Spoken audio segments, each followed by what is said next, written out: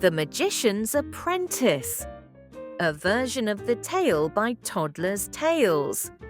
Max was an apprentice. Tad the Magician had promised to teach him magic, but so far all Max seemed to do was clean. He had spent the entire morning cleaning the workshop, and he still hadn't finished. How will I ever learn to be a magician like Tad? He never lets me do any magic. He moaned. Just then, Max heard footsteps on the stone staircase. Oh, that's him. Back to work. A moment later, Tad appeared. Max, I have to go into town. He announced, waving a shopping list. I used the last of the dragon's eggs yesterday. I ran out of the newt's blood the day before and we're completely out of goblins' toenails. A free afternoon. I can explore the dungeons, or just sit in the sun and do nothing at all. He thought. There's plenty to do while I'm out. For a start, this floor could do with a good scrub. But fill up the water tank first. It's almost empty. It always took hours to fetch enough water to fill the tank, and it was such hard work. He moaned. Oh, one more thing. Don't try any spells, or I'll turn you into a tadpole.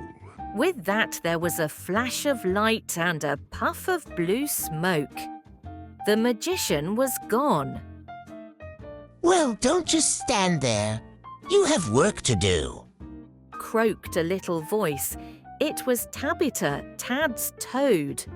Oh, hop it. I've been working hard all morning. I need a rest first, Said Max crossly.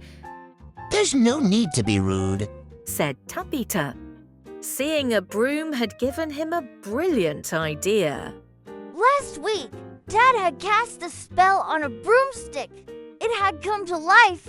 I'm sure I can remember the words. You're up to something. You'd better not try a spell, Said Tabitha. Don't be such a spoil sport. What harm can it do? Said Max. Max closed his eyes and thought for a moment. Taking a deep breath, he said the magic words. Root and branch of old oak tree, bring this broom to life for me. All at once, the broom began to twitch. It shook and it shuddered. Then it grew 2 skinny arms and legs. Now, Max ordered the broom to fill the tank with water. The broom ran off. In no time, it poured the water into the tank and set off for more. Max flopped down in the magician's chair. Soon, he was fast asleep. Max woke up to find Tabitha hopping onto the chair.